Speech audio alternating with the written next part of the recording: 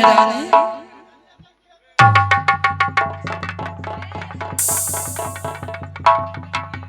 अबे ओ महारानी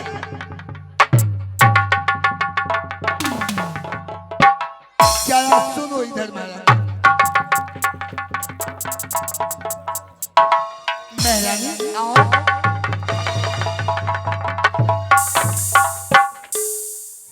हे महाराज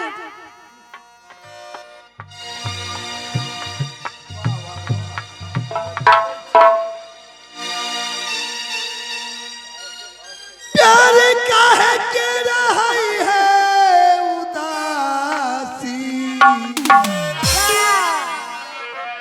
प्यार काहे के बनी है उदासी प्यार काहे के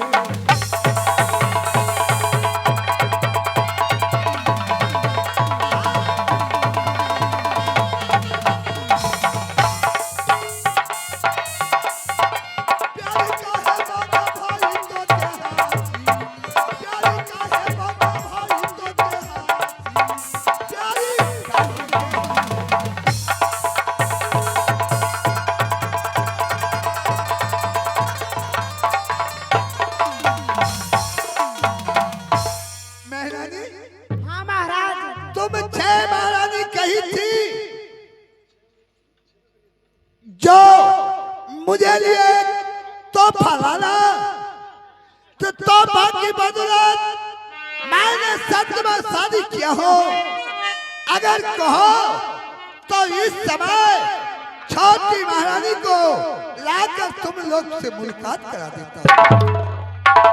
ठीक है महाराज, आप जो सतमा शादी करके लाए हैं वह छोटी दुल्हन को हम छेबो बांध को दिखाइए महाराज। ठीक है, मैं अभी लाकर तुम छह महारानी को दिखलाता हूँ। आता याद देना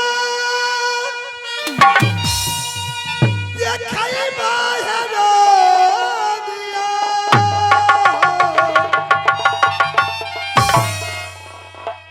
आ छोटा की माँ लनिया देखा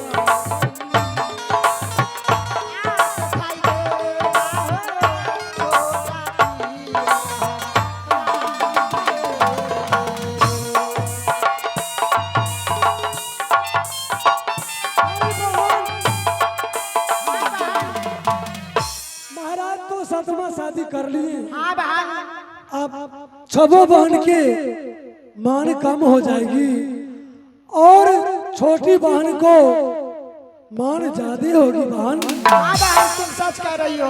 अब महाराज ने सातवां शादी किए हैं, छोटी रानी से बहुत प्यार करेंगे और हम सबसे तिरस्कार करेंगे बहन। इसलिए कोई उपाय सोचो। क्या? अरे ओ बहन, हाँ, जितना रसगुल्ला चौमिन सब उसी के खिलाएगा, अपना सबको नहीं देगा। अरे सोचो ने, दिमाग नहीं है। अरे छोटी बहन के लिए कुछ सोचो।